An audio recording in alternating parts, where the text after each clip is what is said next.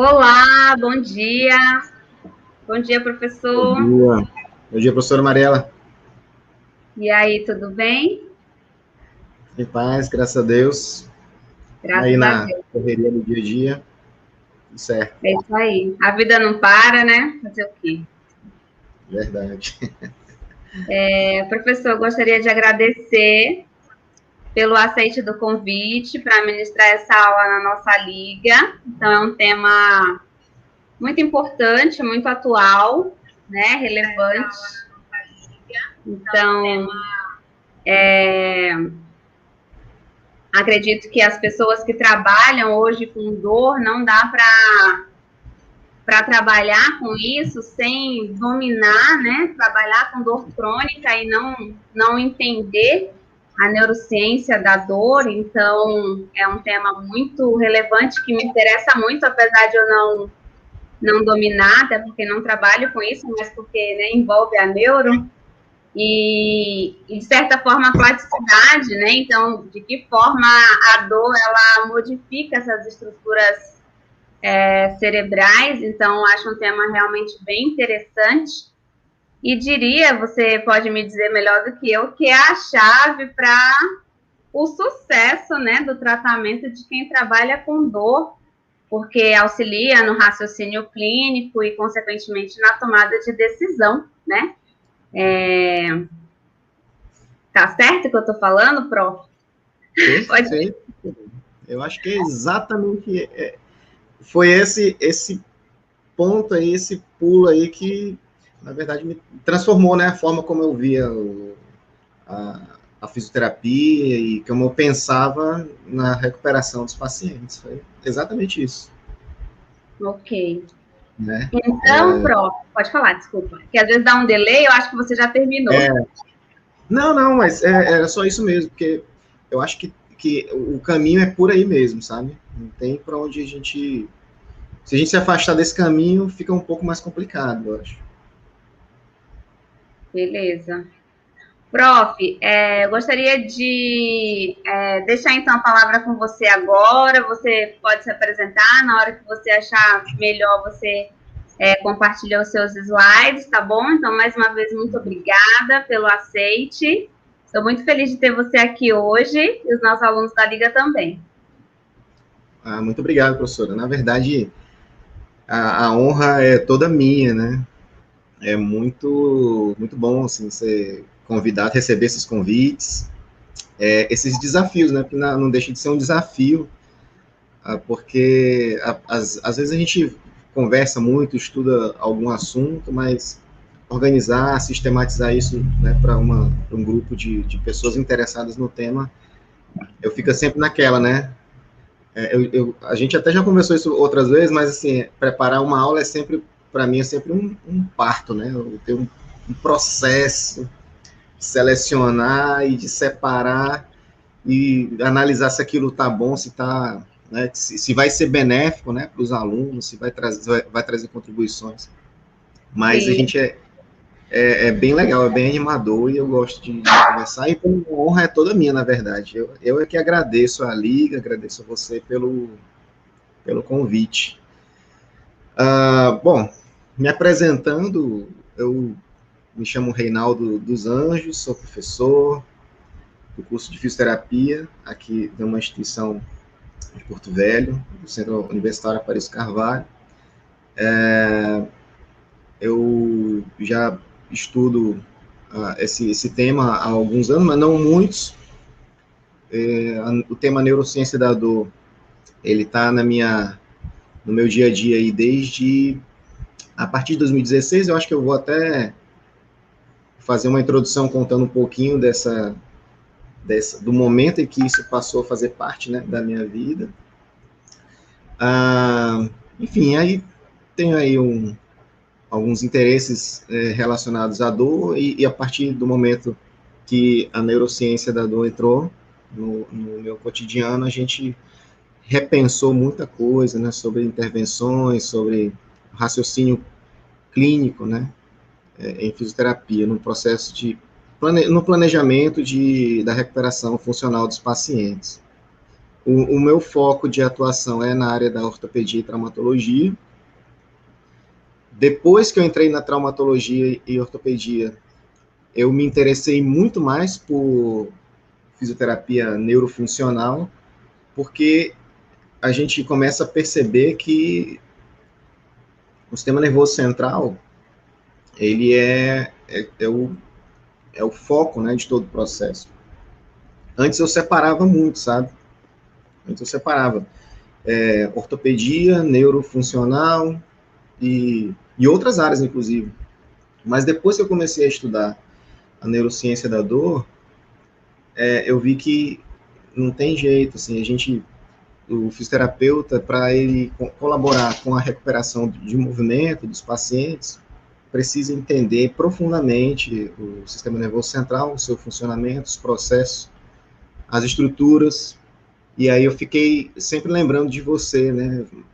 Porque eu pensava assim, poxa, eu deveria ter assistido às aulas da Mariela, assim, conversado mais sobre neurologia com ela, porque a gente está precisando disso agora. Eu tive que fazer um resgate, né?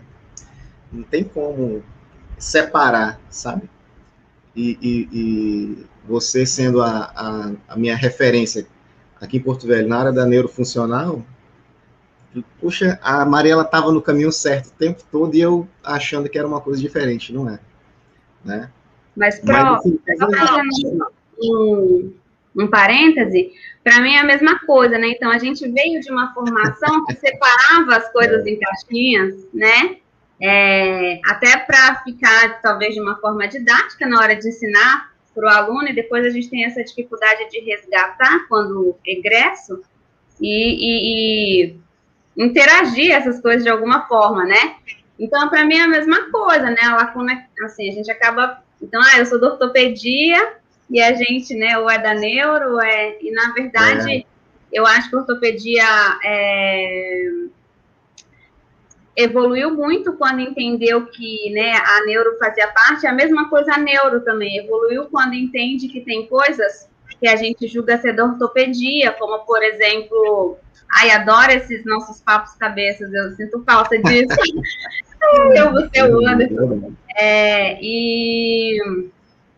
Por exemplo, no mestrado, no doutorado, eu fiz uma disciplina que era a plasticidade do músculo esquelético, né? E eu fiquei impressionada como eu negligenciava as propriedades do músculo esquelético e que, às vezes, o problema estava ali, sabe? Então, na fáscia. Então, a gente não pensa na fáscia do paciente neurológico, né? A gente não pensa no músculo, a gente pensa muito só, tá contraturado, tá espástico, né? Mas o que acontece mesmo ali naquele músculo, né? O problema é aonde? O músculo tem um monte de estrutura. Então, a gente acaba que fica com essas lacunas, né? Então, e a partir do momento que você integra essas coisas, então, quem ganha é o paciente, né? É verdade, professora. O caminho é isso mesmo. Assim, a gente veio de uma graduação, uma formação realmente dicotômica, né? A gente tenta, na verdade, a nossa geração, eu penso, a gente está tentando reintegrar, né? Esse conhecimento, né? A gente está nessa busca aí. Mas não é fácil, né? Eu acho que essa geração nova aí da LARFIM, por exemplo, os alunos da LARFIM, serão fisioterapeutas muito, muito melhores, assim, porque eles já estão discutindo, tendo esse tipo de discussão, participando desse tipo de debate, agora, né? Agora. Já alguns no início do curso, outros no meio, mas dentro da graduação, diferente do nosso caso, que a gente teve que perceber isso e depois lutar, né, para reunir, né? Mas E aí eu acho que é interessante, assim, quer dizer, eu acho, né, que é interessante, eu não sei se é de fato, mas eu creio que vale a pena contar um pouquinho dessa história, assim, a meu respeito, sabe? E aí eu vou começar, assim, sendo bem intimista, abrindo aqui o meu coração para vocês. Aí depois eu já entro no conteúdo da palestra em si. Eu preparei aqui uns slides, né? Não se trata jamais, assim, a intenção não é nos aprofundar a ponto das pessoas, ao fim da palestra, conseguirem aplicar isso, porque é um processo, existe uma curva de aprendizagem. Eu ainda estou nesse processo, na verdade, mas eu acho que vale a pena eu tocar em alguns pontos aqui por uma questão de informação e provocar uma reflexão, né, nos acadêmicos, nos profissionais que estão assistindo a gente. E depois a gente pode conversar sobre isso e organizar algo mais específico e mais aprofundado. Tá? Então, assim, para começar, eu venho dessa formação dicotômica, mas não significa que eu sempre aceitei isso tranquilamente, ou nunca percebi nada, assim, né, dessa separação de áreas, dessa separação de temas, e às vezes até separação de partes do corpo do paciente, né? Eu nunca me senti muito confortável com isso. Então, existiu sempre, em algumas situações clínicas, um desconforto, creio que essa seja a palavra, sempre existiu um certo desconforto em relação a algumas situações. Por exemplo,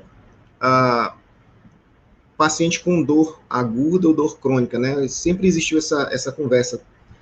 Conversava com os professores, com os meus colegas mais experientes, então assim, se o paciente tem dor aguda, você vai tratar de um jeito, se o paciente tem dor crônica, você trata de outro. Mas quando eu começava a pensar, a conversar sobre as diferenças de um paciente, ou clínicas, né? As diferenças entre um paciente com dor crônica e um outro com dor aguda, eu percebi que isso ficava mais no âmbito teórico do que no âmbito prático. E na prática, era mais ou menos o mesmo tipo de conduta, né? Como é que eu vou abordar um paciente agudo, né? Ou quais intervenções eu vou fazer no paciente crônico que são diferentes do paciente agudo? Isso nunca ficou muito claro, né? E outra coisa, assim, um desconforto que sempre me acompanhou foi, estou aqui diante de um paciente com dor crônica. Esse paciente tem a sua recuperação, ela é um pouco mais difícil, né? Então, que caminhos a gente pode tomar, né? De diferentes, né? Que não seja de simplesmente condenar o paciente a ficar ali daquele jeito para sempre. Né? Porque eu não sei, porque existia uma certa... Eu percebia isso, internamente eu percebia uma conformidade, assim, as pessoas se conformavam com algumas abordagens ou com algumas situações, né? Esse paciente é crônico, então não tem mais o que fazer com ele. Então vamos fazer um exercício, fazer um alongamento, fazer uma eletroestimulação e entregar nas mãos de Deus, porque não tem jeito, é crônico. E aí eu ficava, não é possível, né? Não é possível que seja assim. Vamos estudar. E aí eu comecei a buscar algumas outras abordagens e acabei me deparando com alguns profissionais, algumas publicações de profissionais que pensavam um pouco fora da caixa. E é nesse ponto que eu acho que vale a pena eu citar, a professora Mariela já sabe, mas é nesse ponto que eu acho que vale a pena citar o professor Ney Armando Mesiá.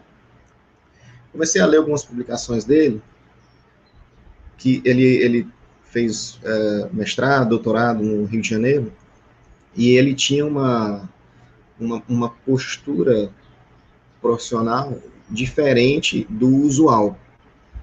E aí eu usei a palavra postura aqui, porque esse foi um tema que mais foi o start, né? Foi o gatilho. Ele começou a falar, a propor que postura não tinha relação com a dor. E aí eu fiquei, poxa, mas eu passei a vida inteira aprendendo que tem postura certa e postura errada. E aí ele fez um trabalho com um grupo de estudantes, e enfim, depois a gente pode até compartilhar esse trabalho dele.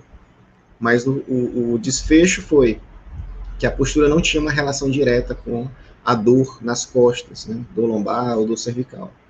E eu comecei a pensar sobre isso. Poxa, mas é estranho, né? Porque a gente aprendeu que postura e dor tem uma relação muito grande. Os fisioterapeutas culturalmente já fazem isso, eles já ficam corrigindo a postura das pessoas, apontando erros, apontando, né, dizendo, fazendo previsões, né? Ó, você vai sentir dor, você está nessa postura, está errado, sua coluna vai se degenerar. E eu achei bem legal, porque eu me senti confortável com o posicionamento dele. Comecei a ler mais. E nessa busca, eu fui caminhando para neurologia. Eu achava que não ia precisar estudar neurologia, porque era muito complexo.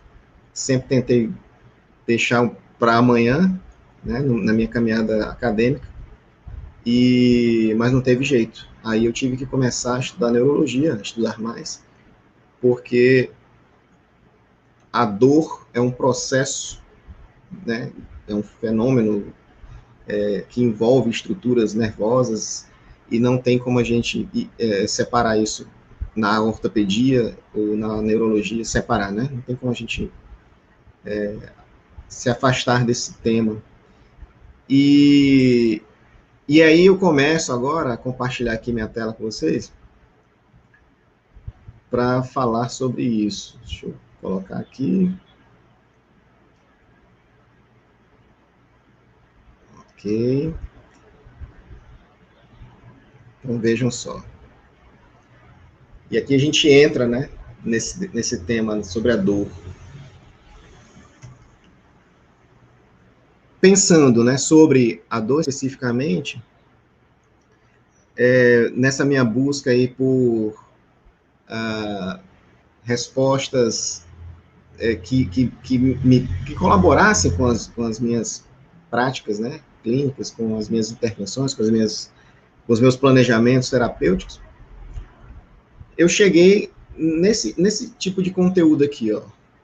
Dor, segundo Descartes, era um fenômeno que era percebido por estruturas periféricas, e isso era transmitido até o sistema nervoso central. Ele já tinha essa ideia aqui, ó, de um sistema que conduzisse, né, esses estímulos lá da periferia até uma região central que ficava no crânio.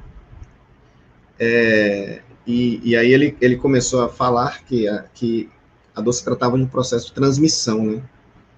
Existia uma transmissão direta desses estímulos periféricos para um sistema que ficaria no centro, no caso, dentro do crânio.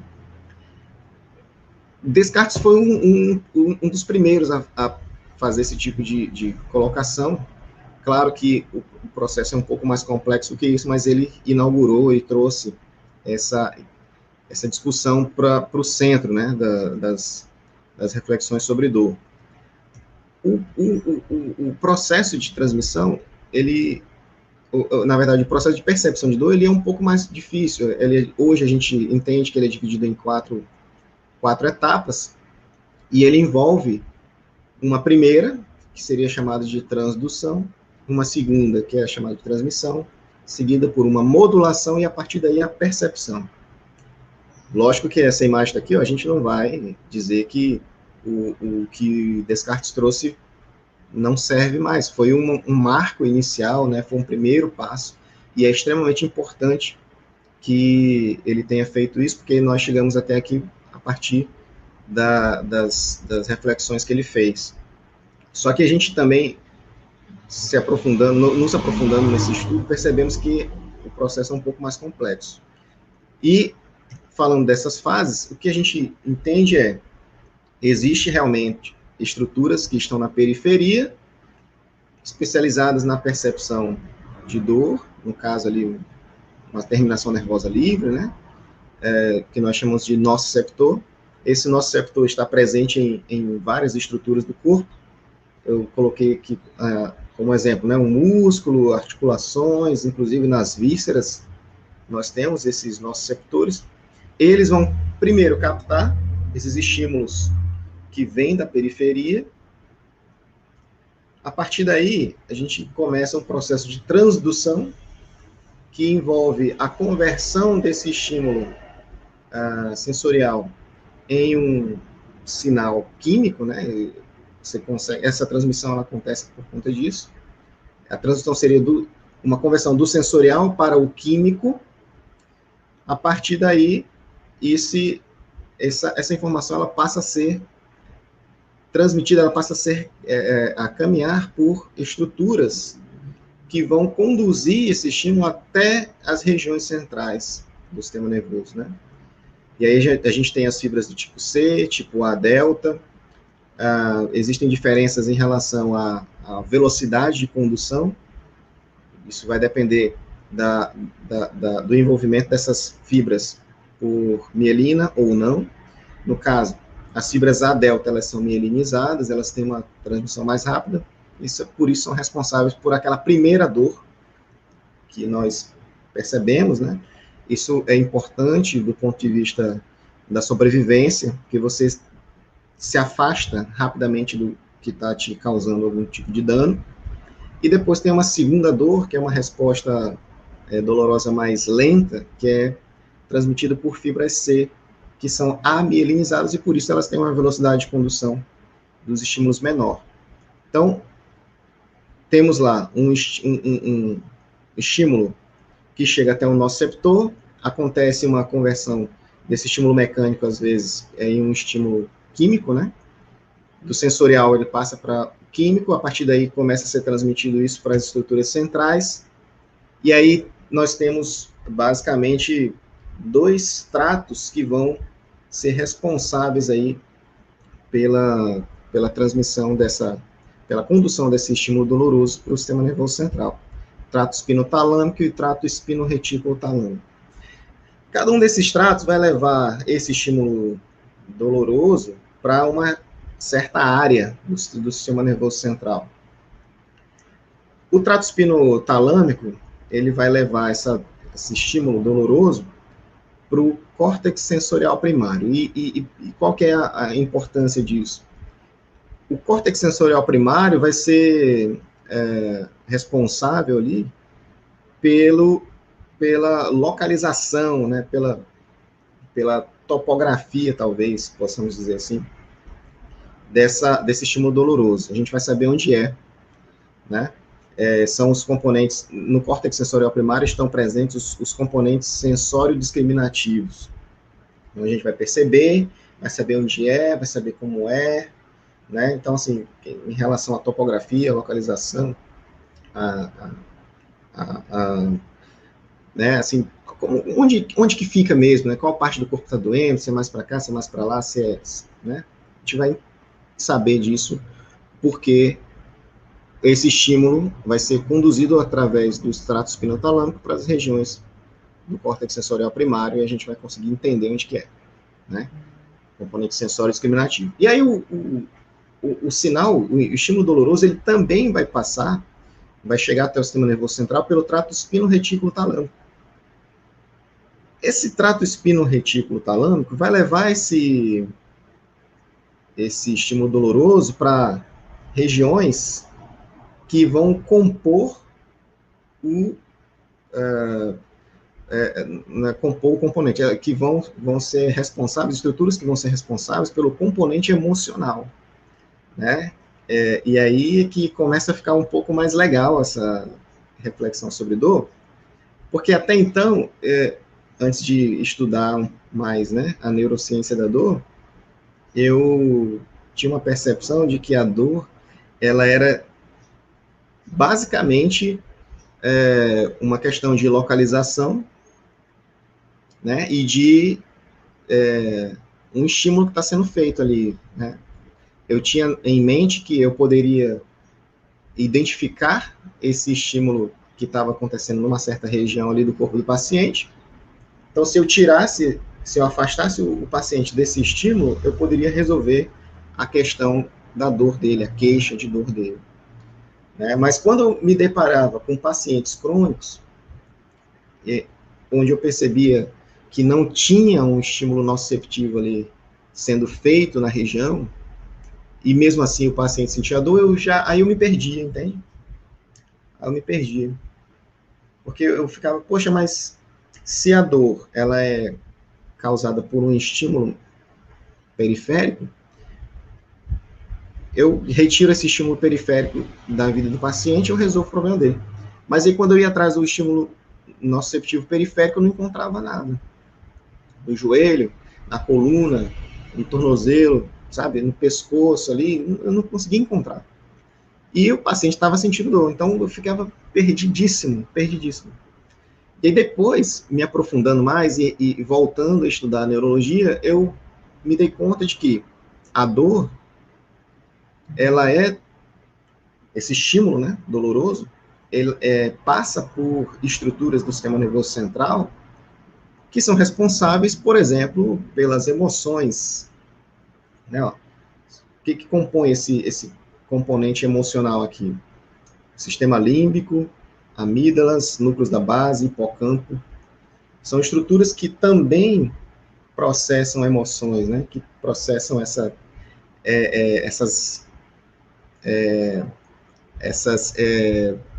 estímulos, essas informações não estruturais, né? Vamos dizer assim. E esse componente, ele é aversivo ou apetitivo, né? Ou seja, é a partir desse sistema, desse componente emocional, que a gente vai gostar ou não de uma certa coisa aí, dos estímulos, né? São responsáveis por isso, essas estruturas.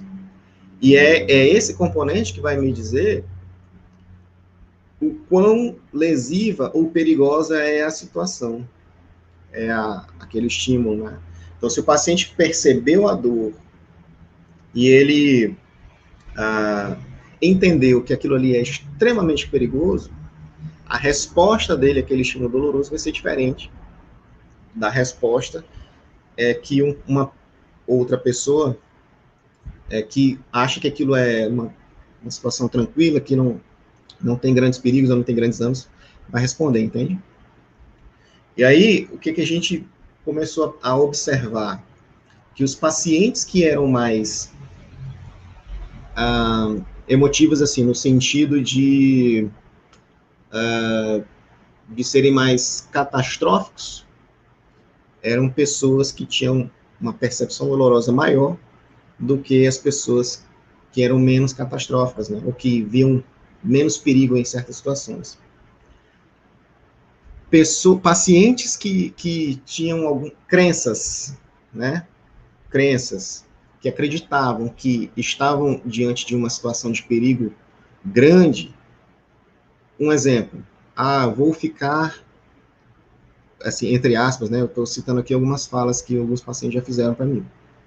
Vou ficar aleijado, vou ficar paralisado, vou perder o movimento das pernas, porque essa dor na minha coluna vai piorar, né? Pessoas que tinham esse tipo de crença eram pessoas que tinham mais dificuldade em responder, né, de forma positiva às intervenções fisioterapêuticas de alívio da dor, né?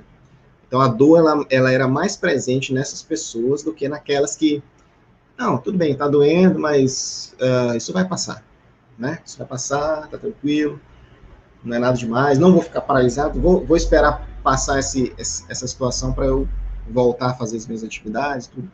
Então, as pessoas que tinham a crença de que se recuperariam de forma mais tranquila, elas tinham uma tendência a responder melhor aos tratamentos e se recuperar com com um tempo menor, e a dor não se tornar algo tão presente assim nas suas vidas, entende? E aí poxa, essa é a chave, assim, como a gente estava até comentando no início, né, professora Mariela? Essa é a chave, porque a dor não necessariamente, ela não é exclusivamente estrutural. Esse estímulo doloroso, ele passa por estruturas que processam as emoções, isso causa ali, ou gera algumas memórias. Essas memórias, elas são interpretadas a partir das crenças que o paciente tem, dos seus valores, dos seus princípios, da forma como ele vê o mundo, como ele vê a vida, né? Então, talvez a chave seja entender como essa pessoa interpreta esses estímulos dolorosos e a partir dessa identificação, propor mudanças de pensamento, mudanças de comportamentos, né? Comportamentos em relação àquela dor que ele está sentindo, né? Se não fizéssemos, eu ficava pensando sobre isso, né? Se não fizermos uma intervenção nesse aspecto, tudo que a gente fizer de exercícios, de intervenções terapêuticas de movimento, vai ser infrutífero, né? Não vai beneficiar o paciente, não vai trazer os benefícios que ele mesmo acredita, que ele mesmo busca. Porque fica difícil você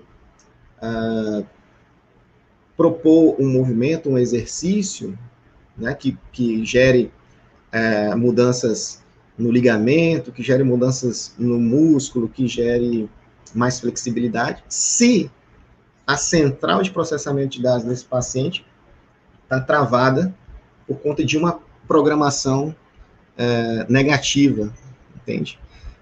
Inclusive, esse termo, né, programação, ele é bem utilizado, né, nas reflexões a respeito desses pacientes. A gente precisa identificar essa programação, avaliar se isso é benéfico ou não para o paciente em relação ao seu processo de recuperação e propor mudanças.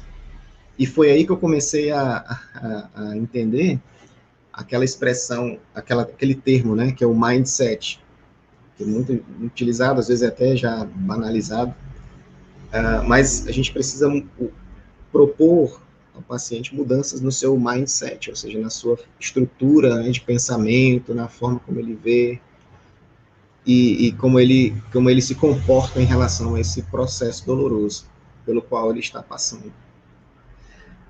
Então, a neurociência me permitiu, me deu esperanças, né, na recuperação dos pacientes, e me deu uma base bem consistente sobre a qual eu poderia traçar estratégias terapêuticas que realmente podem ou poderiam beneficiar os pacientes. Mas isso a partir do momento que eu entendi que existe o componente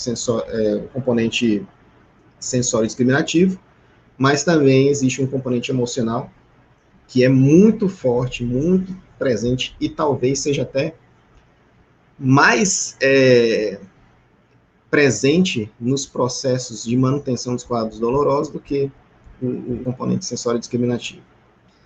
Foi a partir desse conhecimento que eu entendi por que no modelo de saúde da CIF, por exemplo, não existe uma hierarquia, né? Quando a gente pensa em condição de saúde, quando a gente pensa em como que essa condição de saúde pode se instalar, né?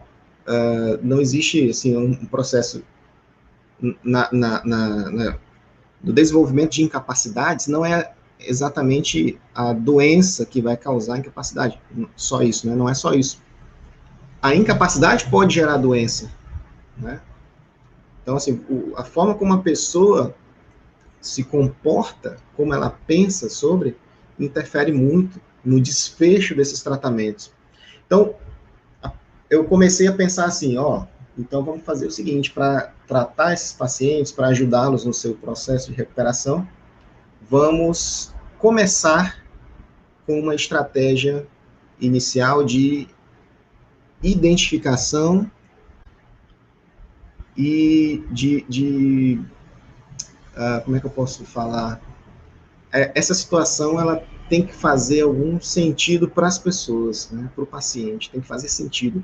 Vamos buscar uma forma de falar sobre a condição clínica do paciente, uma forma que, através da qual o paciente ele encontre algum sentido no seu quadro clínico. Essa dor, e isso a gente trabalha muito no processo de educação em dor, assim, essa dor tem que fazer sentido para o paciente. por que ele está sentindo, sabe, conectar esse quadro com outros fatores que não exclusivamente os fatores estruturais. A gente vai falar sobre os fatores físicos, as estruturas que estão relacionadas com o processo doloroso, mas também vamos identificar outros fatores extrafísicos que possam estar colaborando com a manutenção do quadro doloroso, porque nós sabemos que existe um componente sensório discriminativo da dor, mas também existe um componente afetivo emocional que é muito forte, né? A partir desse conhecimento, aqueles estudos, aqueles trabalhos, aquelas publicações que falavam que pessoas com depressão têm mais dor crônica, têm mais dor, têm maior probabilidade de se tornarem dolorosos crônicos. As pessoas com dor crônica têm essa característica, né? As pessoas com dor crônica, elas são mais depressivas, mais tristes. Essas publicações, elas começaram a fazer muito sentido para mim a partir do conhecimento básico aqui sobre a estrutura, né, do sistema nervoso central e sobre as suas funções. Entende? Então, por isso que eu digo que estudar esse tema foi uma descoberta para mim, foi uma libertação, na verdade. Porque aí o meu ser fisioterapeuta, ele passou a ter muito mais consistência do que antes, né? Já que agora, eu entendendo esse componente afetivo emocional e o sensório discriminativo, eu consigo conversar melhor com os pacientes e propor estratégias que colaborem mais, né? Bom, passou o sinal, passou pelos componentes sensórios discriminativos e afetivo emocional, aí o que acontece? A modulação da dor. Modular, vamos regular. E é aqui que essas emoções, elas têm mais sentido, né? Porque, vejam bem, tem até duas imagens aqui que são famosas, tá? Olha só. Uma situação aqui de perigo, né? Então, essa pessoa aqui avaliou a situação dela e ela entendeu que ela está correndo um grande perigo. Nesse momento, o que ele precisa? É sobreviver, né? Essa pessoa precisa sobreviver. Então, o sistema nervoso central, ele inibe automaticamente, por uma questão de sobrevivência, inibe as aferências, né, dolorosas que possam acontecer no meio dessa fuga, né? Então, o legal disso aqui o sistema nervoso central, ele é modulável em relação à dor. A gente consegue, em algumas situações, diminuir essa percepção dolorosa, porque se essa pessoa aqui, pular um muro, cair, às vezes até fratura um osso, quebra uma perna, sei lá, quebra um braço, ele só vai perceber isso depois que ele sair dessa situação de perigo, né? Acho que todo mundo já deve ter passado por isso. Foi fugir no cachorro, saiu correndo, correu 5 quilômetros, assim, em 10 segundos. Lá na frente que percebeu que cortou o pé, furou, pisou em alguma coisa, né, importante e tal. Porque o sistema nervoso central, ele controlou essa percepção dolorosa por uma questão de sobrevivência, para que você conseguisse sair daquela situação, né? Então, isso aqui foi uma excelente notícia para mim, porque eu entendi que tinha jeito, os pacientes com dor crônica, né, principalmente. Tem jeito, a gente só precisa encontrar um sentido para o paciente, né? Na verdade, precisamos ajudar o paciente a encontrar um sentido para aquela situação, e a partir disso, o sistema nervoso dele modular essas aferências dolorosas e, portanto, diminuir a percepção de dor. A foto de baixo um outro exemplo, né, disso aqui, essa foto aqui, um outro exemplo muito claro dessa possibilidade de modulação da dor a partir do sistema nervoso central. Porque, veja, na foto de cima, essa pessoa ela não vai sentir dor até sair dessa situação aí. Se né, tiver algum estímulo nociceptivo aí, no meio do caminho, ele não vai perceber tanto, só depois que fugir. As aferências estão inibidas. Agora, existem situações em que essas aferências elas estão assim exacerbadas. Os sensores periféricos ficam tão eficientes na sua função que eles passam a atrapalhar a nossa vida. Ó, aqui não sentiu nada, mas pisou numa pecinha de Lego no chão, pronto. Acabou-se o mundo, doeu o pé, a sensação de que furou, que, sabe, uma coisa horrível, uma sensação, assim, muito grande de incômodo, né? Uma pecinha de Lego.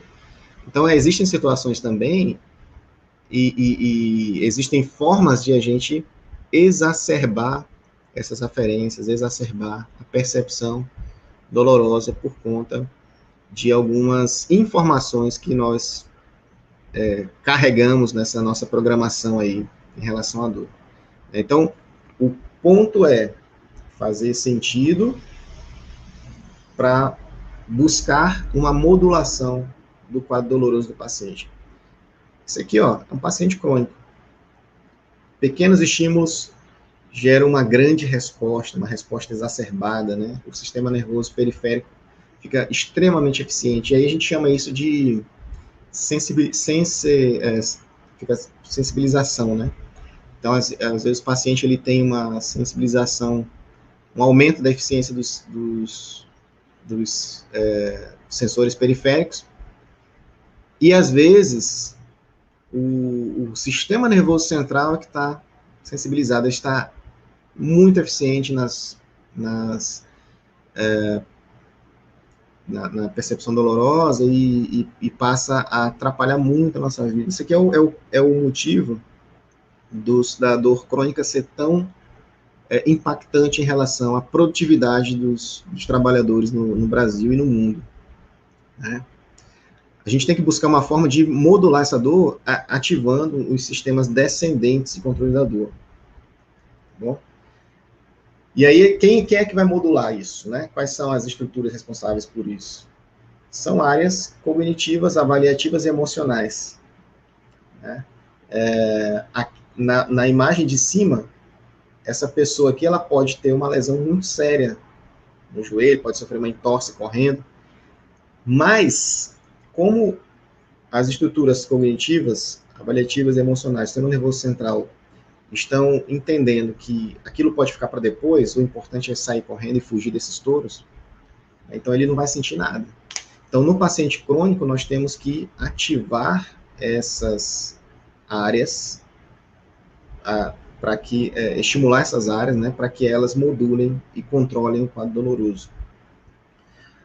E aí entra em jogo algumas, vou até pular aqui, tá? Entra em jogo alguns pensamentos que esses pacientes podem ter, as crenças do paciente, e aí a gente precisa identificar essas crenças, tá? Vocês, se já não ouviram frases como essa, vocês ainda vão ouvir muito. Uma pena, mas é verdade, vocês vão ouvir. Por exemplo, a ressonância nuclear magnética mostra o quão danificado está a minha coluna. Eu tenho uma coluna de uma pessoa de 80 anos. Minha sacroilíaca está fora do lugar. O problema é que o meu abdômen está fraco. Eu tenho dor porque eu tenho encurtamento. Minha hérnia está se manifestando, né? Enfim, ó, se continuar assim, vou parar em uma cadeira de rodas, ou terei que fazer uma cirurgia. O problema é que a minha postura é ruim, então eu vou sentir dor para sempre.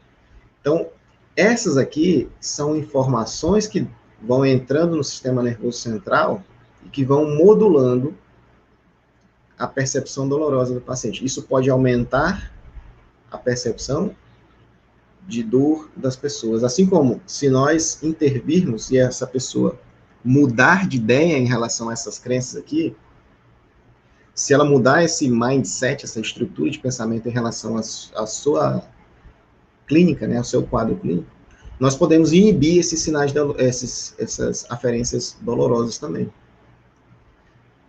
Então, se o paciente chegou para vocês com esse tipo de frase, com esse tipo de pensamento, com esse tipo de crença, vocês já anotem e busquem uma forma convincente de mudar esse pensamento, né? De propor caminhos diferentes, né?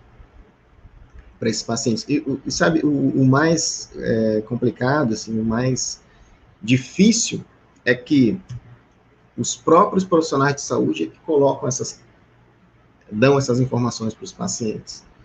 Eles colaboram muito, nós colaboramos muito para a disseminação dessa estrutura de pensamento dos pacientes que contribui para a manutenção do quadro doloroso. Muitos profissionais de saúde falam esse tipo de coisa aqui, ó. O paciente que está com dor, o ilíaco estava rodado, por isso que melhorou com a manipulação. A fraqueza do core é o maior problema desse paciente, ou a postura dele é assimétrica, por isso que ele tem dor. O encurtamento é a causa do problema, né? O problema desse paciente é o transverso do abdômen e o motifo do lombar. Então, você vai colocando o profissional vai falando esse tipo de coisa para os pacientes, ou, né, entre seus colegas e se organizando do ponto de vista terapêutico em cima dessas crenças aqui, e normalmente esse tipo de posicionamento só contribui para a manutenção ou para a piora do quadro doloroso do paciente. O problema é o glúteo máximo, que está inibido. O problema é aquele disco degenerado, aquela protusão discal. A vértebra está rodada, né? Temos que colocar a vértebra no lugar, esse tipo de coisa. Né? São crenças que contribuem para a piora do paciente, porque o componente afetivo-emocional do sistema nervoso central, que é responsável pela avaliação, né, do quadro doloroso e, consequentemente, pela modulação da dor, ele vai ficar, assim, em alerta máximo. Né? Olha, posso evoluir para uma cadeira de rodas. Né? Você imagina como que fica, né, a cabeça dessa pessoa. E a situação de alerta, de vigilância, que ela vai ficar, né? Na qual ela vai ficar. Essa pessoa pousou um mosquitinho lá nas costas dela, ela já vai perceber, já vai, né? Isso já vai gerar uma resposta, assim, muito exagerada, exacerbada, aquela situação ali de um pequeno estímulo, né? Isso nós chamamos de hipervigilância. Então, pessoas hipervigilantes são pessoas que sentem mais dor também.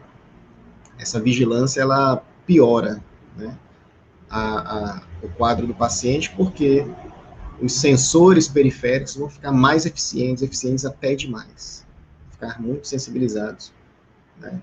Isso não é interessante para os pacientes. Temos que considerar, vou voltar aqui, temos que considerar essas influências, né?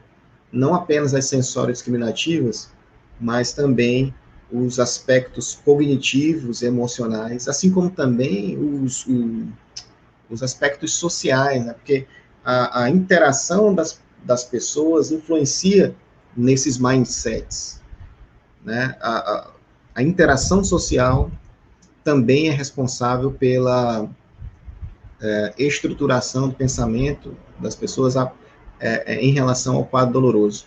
As crenças são desenvolvidas ou são estabelecidas socialmente. Então, esse componente social, e aí voltamos para a CIF, e foi a partir da neurociência que a CIF fez muito mais sentido para mim. Os fatores sociais, eles são muito presentes no processo de geração de incapacidades e de resolução também.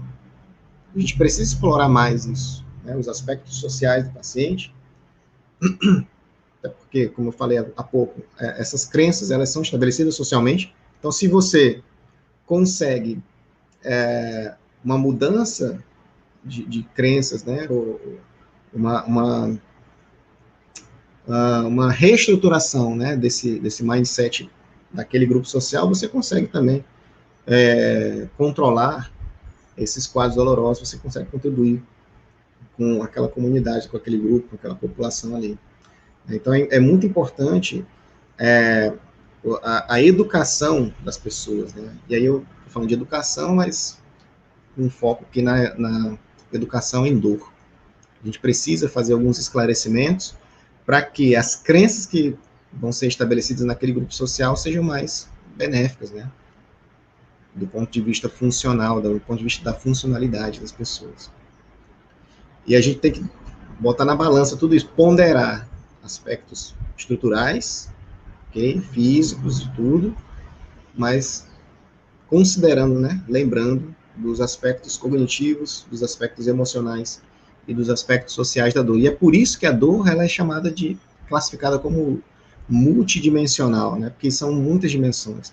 E às vezes os pacientes chegam para a gente com um foco apenas na estrutura, apenas na coluna, apenas no ligamento, apenas no músculo, né? É o músculo que está ruim, eu caí, escorreguei na beira da piscina lá de casa há 6 anos e a partir dali não parei de sentir mais dor, né? Então tem alguma coisa errada, porque as estruturas musculoesqueléticas dessa pessoa não vai ficar 6 anos, né, num processo de reparação tecidual, de lesão. Isso não vai acontecer, né? Não é para tanto, né? E aí vejo que mesmo depois de 6 anos, mesmo depois de tomar todo tipo de analgésico, de fazer intervenções aí mirabolantes, o quadro doloroso se mantém, né? Então, a gente precisa intervir sobre essas estruturas de pensamento. Nós precisamos intervir sobre o componente afetivo e emocional da dor, senão a gente não vai, o paciente não anda, não se desenvolve, ele não vai para lugar nenhum, né? E aí, assim, essa base, né, essa base da neurologia, neurofisiológica, né, entender como que funciona esse processamento, como eu falei antes, foi uma libertação para mim.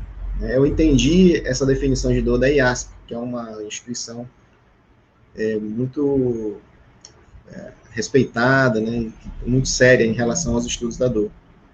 Então, veja só a definição. A dor é uma experiência sensorial e emocional desagradável, associada a dano tecidual real ou potencial, ou descrita em termos de dano. A partir dessa definição, nós conseguimos perceber que nem sempre os quadros dolorosos, eles são relacionados com um dano tecidual. A pessoa pode sentir, pode ter essa experiência desagradável com um dano tecidual potencial. Então, assim, só de pensar em uma lesão, só de pensar em um movimento, e tem estudos que já fizeram esse tipo de análise, né? Colocou uma imagem para a pessoa visualizar, de alguém abaixando para pegar uma caixa. Só de visualizar essa imagem, ela já sentiu dor na coluna, dor na região lombar. Ela imaginou. Então, a dor é um pouco mais complexa do que simplesmente resultado de um estímulo nociceptivo, né, periférico. Não é tão simples assim. E se nós reduzirmos as nossas intervenções à estrutura, nós estamos dificultando e desperdiçando investimento, desperdiçando tempo dos nossos pacientes. Tá? A gente precisa da neurociência da dor. E aí eu fui somando, né? Nessa minha caminhada na área da neurociência da dor, eu fui pegando essas informações, fui caminhando, né? Voltei lá na neurologia, entendi, assim, basicamente como que funciona, as coisas começaram a me deixar mais confortáveis, essas informações começaram a me deixar mais confortáveis. Fui lá na IASP, comecei a ler algumas coisas e tal. Desculpa. Entendi a definição de dor. Comecei a lembrar dos meus pacientes. estou falando demais. Acho que eu estou exagerando já, né? Vou tomar um cafezinho aqui, esquentar um pouco.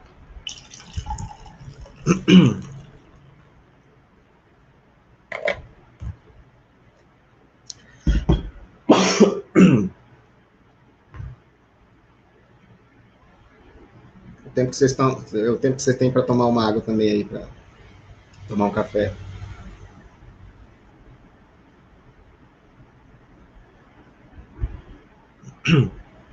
Enquanto isso, vocês vão olhando esse slide aqui, ó.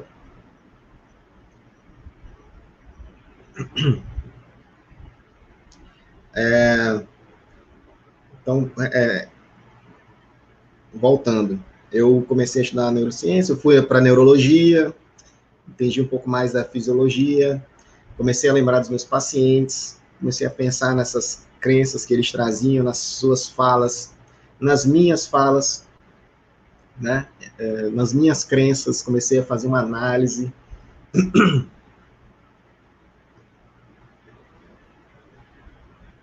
E depois, para fechar, assim, me deparei com esse estudo aqui, ó. Esse estudo é de 2014.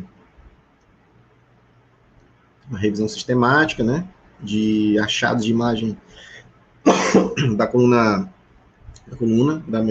vertebral, de degenerações da coluna vertebral em uma população assintomática. Esse estudo aqui foi muito marcante para mim, por isso que eu sempre deixo ele aqui. Ó, porcentagem de achados anormais em imagens de ressonância magnética e tomografias computadorizadas em indivíduos saudáveis e sem dor. Não estamos falando de pessoas com queixa, tá? Eles dividiram aqui, ó, por década de vida, tá? Ó, na década dos 20 anos de idade, né? Dos 20 até os 29. Aí aqui na década dos 40 anos de idade, 60 e 80. O azul é degeneração discal. O verdinho é abaulamento discal. O laranjado é protrusão. O mais escurinho aqui, degeneração facetária. E esse vermelho espondilolistese. Observem que estamos falando de pessoas assintomáticas, né? Então, na década dos 20 aqui, ó, mais de, praticamente, vamos colocar aqui, que mais de 30%, aproximadamente aí 40% das pessoas, na década dos 20 anos de idade, elas têm degeneração discal, certo? E não sentem absolutamente nada. Se a gente for para a casa dos 40, ó, quase 70% das pessoas na década dos 40, dos 40 anos de idade, têm degeneração discal. Abaulamento discal também, ó. Mais da metade das pessoas na década dos 40 anos de idade vai ter abaulamento discal. Se fizer uma ressonância nuclear magnética, a gente vai perceber lá. Na década dos 60 nem se fala, né? Década dos 60, ó, mais de 80% das pessoas vão apresentar algum tipo de degeneração discal. Se fizer uma ressonância, vai estar lá. Abaulamento, quase 70%. Protrusão discal, demais, ó. Mais de 50% das pessoas na casa dos 60 vai ter. E o mais interessante são pessoas que não sentem dor. São pessoas que não sentem dor. Então, a gente, com base nesse estudo, eu comecei a pensar que, de fato, a percepção dolorosa nem sempre está ligada a uma lesão estrutural, a uma alteração estrutural. Então, não faz sentido isso aqui, ó. Cadê? Tá aqui na frente. Não faz sentido essa crença. Ressonância nuclear magnética mostra quão danificada está a minha coluna. Não significa que a coluna está danificada. Essa frase aqui, ó, eu tenho uma coluna de 80 anos, de uma pessoa de 80, não faz sentido. Não faz sentido. E associar a dor, o quadro clínico, a essa imagem é um erro fatal, porque vejam que todas as pessoas estão sujeitas a terem, né, algum achado de imagem anormal, né, entre aspas. O que não significa que essas pessoas tenham um quadro doloroso em decorrência dessas anormalidades, entre aspas, na ressonância nuclear magnética. Vocês estão assistindo, provavelmente, se vocês fizerem uma ressonância nuclear magnética, vai ter lá algum achado de imagem, mesmo que vocês agora não estejam sentindo dor nenhuma. Né? A gente precisa mudar o nosso pensamento em relação a isso, porque e eu fiz isso muito. O paciente chegou lá no consultório, eu já falava assim, ok, me dê aqui o seu exame de imagem, deixa eu olhar. Antes de falar com o paciente, conversar sobre o quadro clínico com ele, já pegava a imagem, colocava lá no negatoscópio e já, tá aqui, ó, puf, é isso aqui, né? A dor é isso. Então, assim, se nós fisioterapeutas nos concentrarmos excessivamente nesses achados de imagem, na verdade nós vamos nos tornar até desnecessários no processo de recuperação do paciente. Porque em relação à estrutura, o que a gente pode fazer, né? Não pode fazer nada. Afinal de contas, não somos cirurgiões. Então não faz sentido ter esse tipo de preocupação, né, excessiva, né, de focar, de estruturar o seu plano terapêutico exclusivamente em cima de um achado de imagem. Né? Não faz sentido nenhum. Não faz sentido você restringir, o paciente se restringir em algumas atividades, em alguma coisa do dia a dia dele, com base em achados de imagem. Não faz sentido. Porque os assintomáticos também têm achado de imagem. Não tem como a gente conectar, estabelecer esse nexo de forma definitiva, né? Você está sentindo dor, isso é por conta dessa imagem. Não tem como, pessoal. Então a gente precisa mudar nosso posicionamento em relação a isso. Né? E não tem como, por quê? Porque a dor não funciona dessa forma. Não se trata especificamente de uma resposta a um estímulo nociceptivo periférico. Né? Nós não podemos dizer que uma alteração imaginológica numa articulação é a responsável única e exclusiva por um quadro doloroso que está sendo mantido por muito tempo. Né? Porque a dor não funciona dessa forma. Certo? Então a gente precisa pensar bastante nisso. Tá? E mudar esse mindset aí, essa programação, para mim, foi algo que eu precisei trabalhar bastante, porque uma vida inteira, né? Uma vida inteira com esse tipo de pensamento. Né? O problema é a degeneração, é o abaulamento, é a articulação que está fora do lugar, né? A vértebra que precisa voltar para o lugar. É uma vértebra que está, o pessoal que gosta de terapia manual, né? ERS, FRS e tal. Depois a gente percebeu que nada disso faz sentido. Né? E esse outro estudo aqui, ó, que é um estudo de 2009, também me fez pensar muito sobre as minhas crenças. Porque, vejam bem, aqui nós temos imagens de irmãos gêmeos idênticos. Bem legal esse trabalho. Ó, são 2 colunas, são irmãos gêmeos. Esses irmãos, eles têm profissões diferentes. Aqui eu cortei um pouquinho, mas vamos usar o exemplo aqui dessa primeira imagem. Esses irmãos gêmeos idênticos, tem aqui nessa imagem, eles têm 44 anos de idade. Esse aqui é jornalista, esse aqui é um fazendeiro, trabalha na fazenda. Notem que a estrutura da coluna vertebral deles é muito parecida, né? A imagem está um pouco pequena, mas vamos tentar aqui fazer um esforço aqui, ó.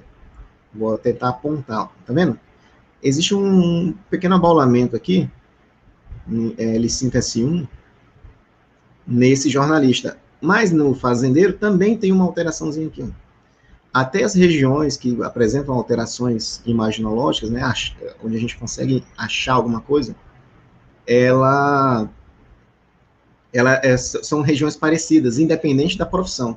E aí a gente começa a pensar sobre a fisioterapia, a biomecânica do trabalho, né? Porque nós temos também uma ideia de que certas atividades laborais, certas profissões, provoca mais danos às estruturas musculoesqueléticas do que outras. Mas nem sempre as alterações se devem à profissão, tá?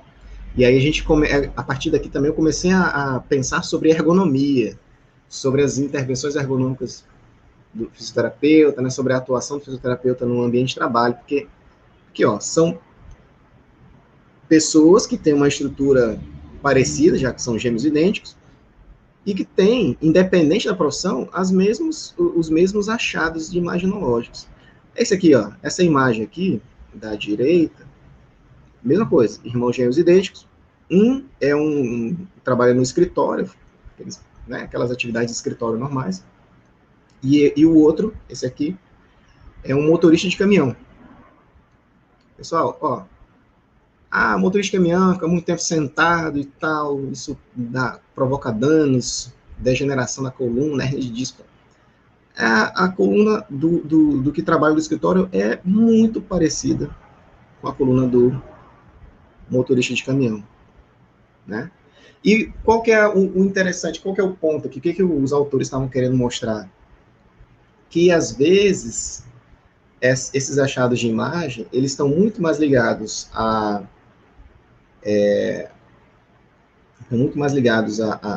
genética do que a uma certa atividade, que a um certo movimento, ou alguma coisa especificamente, né? Esse que é o ponto aí. Então, não adianta a gente ficar querendo associar o achado de imagem a um quadro doloroso, ou estabelecer um nexo, né, causal, assim, dor, achado de imagem, trabalho, né? Fazer essa conexão é extremamente difícil, porque nos parece, claro que eu não vou ser definitivo aqui, mas nos parece que, e essa foi a conclusão desse trabalho, nos parece que a influência genética, ela é muito mais presente do que outro determinante da degeneração discal. A genética é mais determinante do que outros fatores, do que a profissão, do que a idade, né? Do que a carga de trabalho, né? Ó, carga física, né? Sobre a coluna vertebral. Genética, ou seja, é uma coisa que não tem como a gente intervir sobre. É genético. É uma característica das pessoas. Os achados de imagens são características, é como as rugas que vocês vão ter aí daqui a uns dias, é como o tipo de pele que você tem, é como o cabelinho branco, né? É uma alteração? Um cabelo branco. O meu cabelo é preto, mas está aparecendo um monte de cabelo branco aqui. Tô doente? Não, é uma característica. Isso acontece. Com algumas pessoas acontecem a partir dos 40, outros a partir dos 20. Eu tenho um amigo de 28 anos que já tem a cabeça toda branca. Uma característica individual, né? Então, a gente tem que se desconectar dessas influências dos achados de imagem, né? Ou a gente tem que exercitar a dissociação desse nexo, né, causal.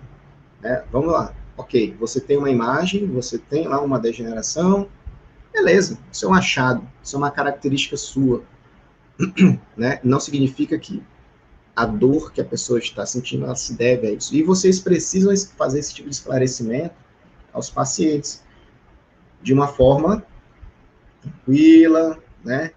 Não combativa, né? De uma forma não combativa, porque esse tipo de pensamento nós chamamos de nocebo, né? Você dizer, passar uma informação para a pessoa, uma programação, né? Que vai gerar nela uma sensação de perigo, de dor, né? Ou vai contribuir para o aumento desse quadro doloroso, a exacerbação. É nocebo. Então, a gente tem que parar de fazer isso com os pacientes, a gente tem que parar de fazer nocebo, né? E se alguém chegou para você, se o paciente chegou para você com esse tipo de crença, não adianta você ser combativa, né? Autoritária. Ah, eu sou fisioterapeuta, eu estudei e eu estou te dizendo que não tem nada a ver, né? Não tem nada a ver, não é assim, porque quem é que gosta de ter suas crenças questionadas, né? Quem que gosta? Você acredita muito numa coisa, você já tem a solução, né? Para aquela situação ali, na sua mente. Você já tem a solução, você já resolveu tudo, você já tem um sistema bem consolidado. Aí chega alguém e fala assim, isso aqui tá tudo errado.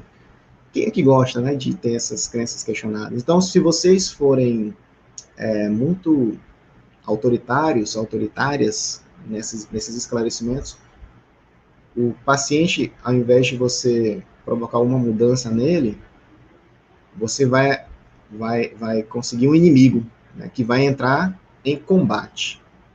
Aí vai virar uma disputa, né? Não, a minha crença está certa por conta disso, né? Você acaba reforçando uma crença negativa nos pacientes. Né? Então, a gente tem que ter muito cuidado.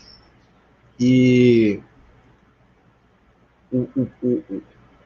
assim, trabalhar com a neurociência da dor envolve o exercício de uma comunicação mais efetiva, né? De uma comunicação mais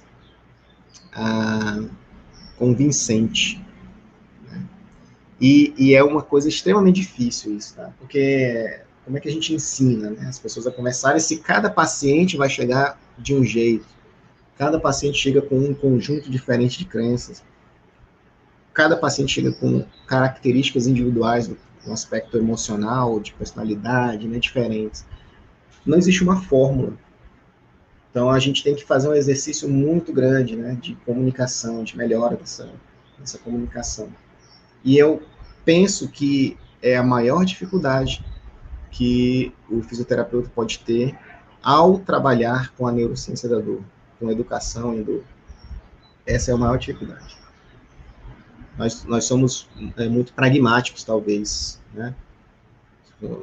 É exercício, a técnica, é a manipulação, é o alongamento, é a frequência e a largura de pulso da eletroestimulação, e pronto, né? Vou colocar e isso vai resolver. Mas não é assim, não é só isso. A gente tem que fazer um exercício muito grande. E é por isso que eu comentei no início que eu estou ainda num processo, né, de desenvolvimento, mas que está seguindo um rumo que é interessante, né? E eu acho que esse exercício ele precisa ser feito. Né? Esses estudos, eles trazem isso para a gente. Né? Não tem como a gente ignorar, né? Olha só esse outro trabalho aqui, ó. Esse trabalho é muito interessante. É um pensamento, assim, bem legal, porque, veja só, de 94 até 2004, vou mostrar aqui, ó, de 94 até 2004, houve um aumento de 307%, isso lá nos Estados Unidos, né? Nas imagens, né? Na prescrição, né? Na solicitação, na realização de exames de imagem da coluna lombar. De 94 até 2004 só foi aumentando, né, a quantidade de ressonância nucleares magnéticas. Em relação à prescrição de opioides analgésicos, de 97 até 2004, um aumento de 423%. Isso aqui continua, tá? Parou aqui em 2004, mas isso continua até hoje. Vocês conseguem visualizar isso tranquilamente no dia a dia de vocês. De 94 até 2001, aumento de 629% nas injeções lombosacras, né? Aquelas infiltrações, né, na coluna lombar, que é para eliminar dor. E um aumento de 220% de 88 até 2000 na quantidade de fusões lombares. Aquela cirurgia para colocar lá placa, parafuso. Tá doendo? Então vamos... Tá doendo quando movimenta, né? Então vamos engessar aqui, imobilizar essa articulação para não mexer mais. Se quando dói mexe, então a solução é não mexer. 220%. E sabe, olha só, esse aumento desses procedimentos altamente complexos aí, para controlar a dor, foram totalmente, assim, infrutíferos, né? Porque isso não tem contribuído, de um modo geral, para a diminuição dos números relacionados à dor lombar. E o interessante, a tecnologia está um absurdo, né, de desenvolvida. A gente consegue perceber assim, um salto muito grande tecnológico, inclusive em relação a procedimentos médicos, equipamentos médicos, né, intervenções, assim, medicações e tudo, mais modernas e tal. Mas é interessante como a dor lombar, que é algo, né, muito simples até, ela só tem aumentado, independente da complexidade das intervenções. Só tem aumentado. Então, assim, a gente achava que as intervenções mais complexas, né, focadas na estrutura, a definição das imagens hoje é muito maior do que há 20 anos. Né? A gente achava que isso ia colaborar para a diminuição dos números, né, de dores lombares, dores na coluna vertebral. Mas cada coisa está indo para um caminho diferente, né? A tecnologia está indo para cá, aumentando, e a dor lombar também está indo para lá. Ó. Ao invés de diminuir, ela está aumentando. Então a gente precisa pensar nas nossas intervenções também, tá? E eu acho que vale a pena investir na neurociência da dor, investir na educação baseada em neurociência da dor. Educação em dor baseada em neurociência. E existe uma terapia muito interessante, que eu vou colocar aqui, que é a terapia cognitivo-funcional. Terapia cognitivo-funcional é uma proposta baseada em neurociência que considera, na sua intervenção, considera os aspectos cognitivos e emocionais, as características anatomopatológicas, os aspectos sociais, físicos, neurofisiológicos, mas também genética e o estilo de vida. Então, na terapia cognitivo-funcional, a gente traz essas informações para o processo, né, de planejamento terapêutico junto com o paciente, e aí propomos uma intervenção a partir da análise dessas informações. E a minha referência nessa terapia cognitivo-funcional aqui no Brasil é o professor Ney Armando Mesiar. Inclusive, essas informações são de uma aula que eu assisti nos cursos. A terapia cognitivo-funcional consiste numa intervenção individualizada que integra fisioterapia e intervenções cognitivas comportamentais. Isso foi publicado na JOSPT em 2017. Então, aqui eu consegui me focar numa intervenção que considerasse os componentes afetivo-emocionais, né, do processo de processamento da dor, né, na percepção de dor. É porque na terapia cognitivo-funcional a gente vai intervir com movimentos, com exercícios, vamos propor movimentos e exercícios, mas também vamos intervir sobre questões comportamentais e cognitivas do nosso paciente, com base em informações que você, junto com o paciente, trouxe para o processo de elaboração da terapêutica, né? Então, o fisioterapeuta utilizando um sistema multidimensional para identificar fatores modificáveis que contribuem para a dor e incapacidade de maneira centrada no paciente. Então, hoje, a forma como eu busco intervir sobre os pacientes é essa. A gente identifica fatores modificáveis, né, a partir de um diálogo com os pacientes. E aí, em relação aos fatores psicológicos, né, modificáveis, crenças biomédicas, tipo aquela coisa, né, a coluna degenerada, se eu me mexer, a minha coluna vai piorar. Se eu dobrar a coluna, vai ficar mais degenerada ainda. Esse tipo de coisa. Identificamos medo, né, que causa a evitação do movimento, né, ansiedade, tensão, baixo humor, catastrofismo. Minha coluna tem 80 anos, hipervigilância, baixa autoeficácia, que é aquele pensamento que você tem de que você consegue fazer as coisas, né? Não, eu consigo pegar essa cadeira, tirar daqui e botar lá, carregar essa mesa, eu consigo pegar esse garrafão de água e colocar em cima do armário, né? As pessoas que estão com dor crônica, às vezes elas têm uma baixa autoeficácia, né? Então elas olham para uma coisa e falam assim, não consigo. Não vou nem fazer, porque senão minha coluna vai... Carrega esse negócio para mim, leva minha mochila, senão... Entende? Ela perde a confiança nela mesma, na realização de atividades.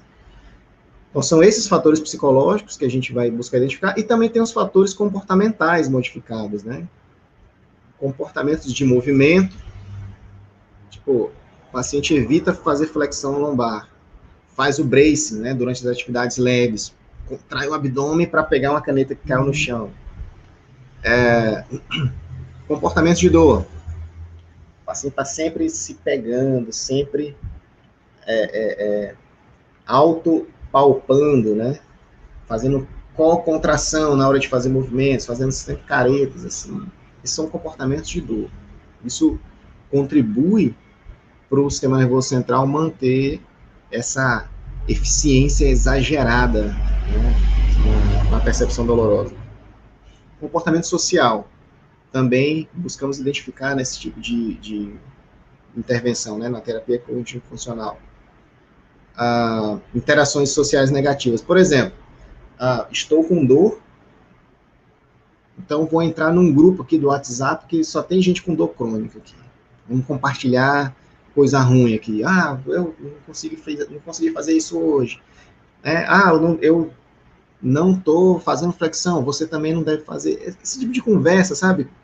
Que só deixa a gente para baixo. Só deixa as pessoas mais tristes, esse tipo de grupo, para compartilhar coisa ruim. Isso tem que ser evitado, sempre.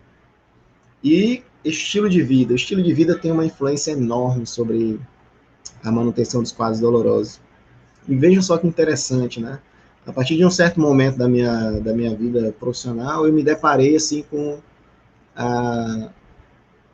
me preocupando, né, com preocupações em relação ao estilo de vida dos pacientes.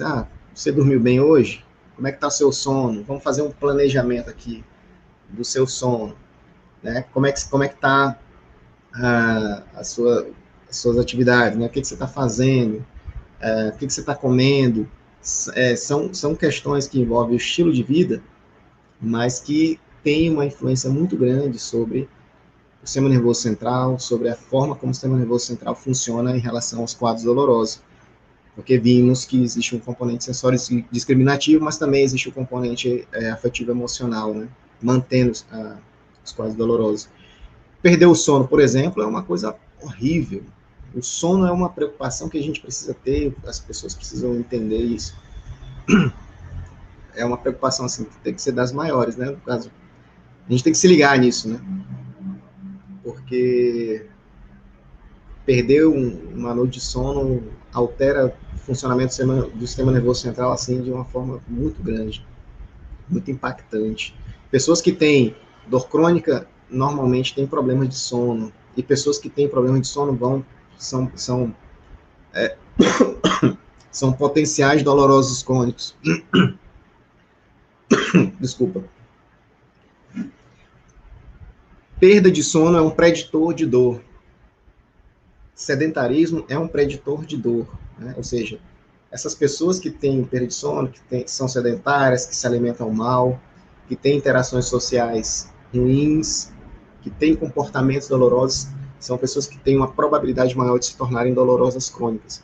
Essas pessoas têm mais chance de passar por um episódio agudo, uma entorse, por exemplo, e isso ficar para sempre ali, né? O problema da entorse se resolve, estrutural, mas aquela percepção de dor vinda lá do tornozelo, ela pode se manter. Inclusive, a pessoa pode mudar evitar movimentos, evitar atividades, né, deixar de fazer coisas por conta desses quadros dolorosos crônicos.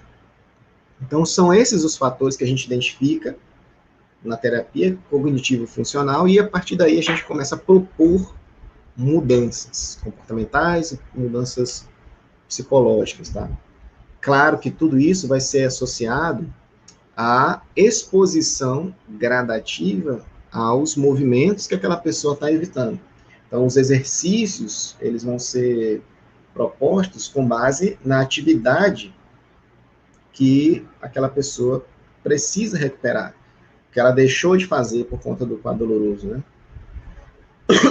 É um trabalho, talvez, de dessensibilização, tá? A gente pode falar assim também, né? Você faz uma intervenção cognitiva, comportamental, e também faz uma intervenção estrutural, física, né? Expondo a pessoa ao movimento, expondo a pessoa àquela atividade. E aí, mais uma vez, eu percebi uma convergência entre neurociência da dor e a CIF, o trabalho no modelo da CIF, né? O trabalho de intervenção terapêutica dentro de um modelo da CIF. Né? Porque você vai se focar na atividade do paciente, a funcionalidade para ele envolve certas atividades que são diferentes do vizinho, mas o nosso programa terapêutico ele tem que ser voltado para isso. Né? E é só assim que a gente vai conseguir mostrar ou dessensibilizar esse sistema nervoso central em relação à percepção dolorosa. Você vai expondo ali gradativamente a pessoa, aquele movimento, aquela atividade. O sistema nervoso central vai sendo regulado, né? Você vai modulando essas aferências, a pessoa vai percebendo que ela pode fazer aquele movimento, que ela pode flexionar a coluna lombar, por exemplo, e ainda assim se manter ativa, né? Enfim, a gente vai tornando aqueles movimentos menos dolorosos. Por quê? Porque o sistema nervoso central vai ativar aqueles sistemas descendentes de controle da dor, vai regular, e aí chega um ponto que a pessoa volta a saltar de paraquedas, volta a pular corda e volta a fazer tudo, né? Que fazia antes. Claro, isso não é rápido, isso não é fácil. A gente precisa de uma capacidade de comunicação mais sofisticada, mais refinada, mas é possível. A gente não nasce sabendo das coisas, né? A gente vai aprendendo, e é possível trabalharmos dessa forma, sem dúvida nenhuma. Certo? Olha só. E aqui tem alguns trabalhos, né? Esse trabalho é do Ney Armando Messiaen, essa pessoa ela tinha a crença de que não poderia dobrar o tronco, que dobrar o tronco vai aumentar a minha hérnia, eram pensamentos dela, né? E ela tinha um comportamento de aumentar a atividade dos músculos do tronco quando fazia flexão. E ainda assim, isso, né, essa contração que ela fazia aí dos músculos do tronco, só dificultava ainda mais, né, a flexão. E aí, olha só, qual foi a ideia, né, do Ney Armando Mesiac, ó? Qual era a crença? Dobrar o tronco é igual a danificar o disco. Aí o professor Ney falou o seguinte, propôs, né, com o tempo, e com muito jeito, né, na hora de dialogar com o paciente. É normal dobrar o tronco. Né? Foi essa a crença que ele começou a trabalhar nessa paciente. É normal dobrar o tronco. O pensamento que ela tinha, dobrar o tronco vai aumentar a minha hérnia. Aí o que ele começou a trabalhar? Dobrar o tronco é seguro. Vamos lá, sua coluna é super forte. A região da coluna vertebral é uma das mais fortes que tem no corpo. Suporta carga, até 600 quilos pode colocar em cima, entende? Então, mas tudo com muito jeito. E ela tinha um comportamento de contrair os músculos do tronco, né? E qual foi o trabalho que ele fez? Ó? Os músculos do tronco mais relaxados, de uma flexão do tronco normal, sem restrição. Então, relaxa os músculos, que aí você vai conseguir se movimentar mais. Relaxa, né? Pronto, aí isso foi um trabalho, né? Foi feito com o tempo, tudo. Ó. Depois de um certo momento, ela começou a ficar mais funcional, né? Ela começou a se movimentar mais, ela começou a ficar mais livre. E tem outros trabalhos que foram publicados em relação à terapia cognitivo-funcional. O professor Ney Armando Mesiac, inclusive, publicou um ensaio clínico recentemente, eu tenho até que ir atrás desse trabalho para apresentar aqui para vocês em uma outra oportunidade. E o trabalho com a neurociência da dor, ele é assim, é algo gradativo, a gente precisa se desapegar de muitas crenças que nós, profissionais, temos, e precisamos elaborar, né, sofisticar, melhorar a nossa capacidade de comunicação, de diálogo com o paciente, porque corremos o risco de provocar, de fazer, né, nocebos, corremos o risco de ter aquele efeito do tiro que saiu pela culatra, né? Tipo, você acha que vai ajudar e só piora, e corremos o risco de reforçar crenças negativas no paciente. Isso vai depender muito da forma como a gente se comunica com ele. Tá? E acho que é isso. Se tiver alguma pergunta, vocês podem ficar à vontade aí. Eu passo a palavra à professora Mariela. Professora, a palavra é sua. Oi, prof. Excelente aula, né? Muito legal, acho muito interessante esse assunto. Como você falou, é uma breve introdução, né? Mas é algo que mas eu acho que é importante discutir isso. Então, eu tenho alguns comentários aqui, galera. Se alguém tiver alguma pergunta, enquanto isso eu vou mostrar os comentários para o prof, já que ele estava em outra tela. Então, a Aline Moraes falou que estava adorando a aula. Obrigada, Aline, pelo retorno, né? A Fabiana colocou, a vontade de ouvir o dia todo ele falando sobre a dor. Abriu minha mente quanto aos meus pacientes, as formas de falar e o meu olhar sobre a dor deles. Então, legal. Já ganhamos aí. A proposta é exatamente essa, né? Começar essa discussão,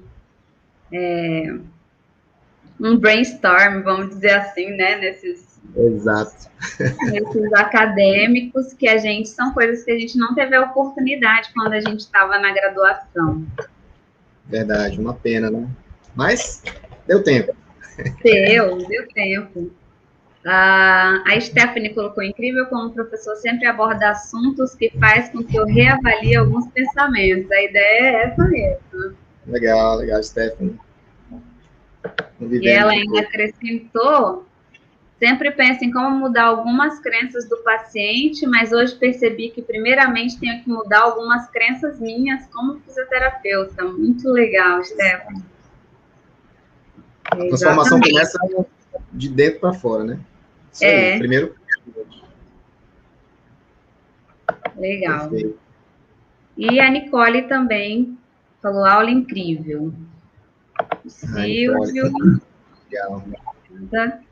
Acho que perguntas eles não têm nenhuma. Acredito que talvez muito novo, né? Não, e se surgirem aí, tem o meu contato, né? Acho que todos que comentaram têm o meu WhatsApp, então fique à vontade aí. E quem não comentou e tem alguma coisa aí para conversar sobre, estou à disposição, 100%. Lá no Insta, um direct, @prof. Reinaldo. Prof. Reinaldo Anjos. Tudo junto? Tudo junto. Deixa eu só confirmar aqui. Tá. Tão bom, né? Na administração da rede social que nem sabe. prof.Reinaldo Anjos. Sabia que tinha um ponto em algum lugar. Beleza.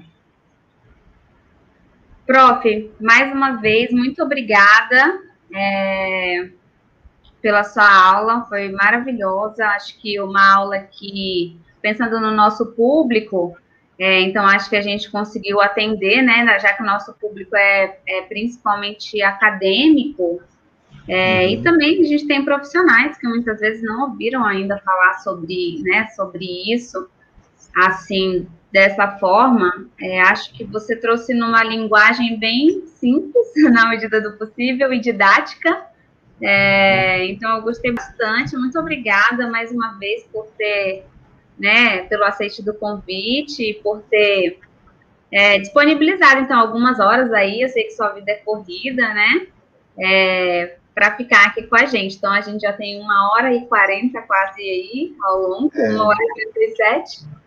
E aí a gente tivemos aí até 15 pessoas com a gente, então bem legal, né, durante a aula. Legal. E a gente tem tido uma visualização após a aula também bem legal, das pessoas que não têm conseguido assistir ao vivo, mas depois também a gente tem umas visualizações bem legais, então vai ficar salva lá, também você pode compartilhar aí com seus alunos, enfim, Sem dúvida. Tá bom? Perfeito, professora. Mais uma vez eu agradeço e sempre que eu puder contribuir, me chamem. Vai ser um prazer participar e conversar com vocês a respeito de qualquer um dos temas que são pautas aí na LARFIN. Eu sou muito fã das ligas e acho que vocês têm feito um trabalho muito legal. Parabéns e obrigado. Obrigada, prof. Então, bom fim de semana. Se cuida aí, viu? Comer feijoada agora. Oba! Então tá bom. Um abraço. Tchau, tchau. Obrigada, obrigada, tudo bom, pessoal? Por terem acompanhado a aula. Tchau, tchau. Valeu.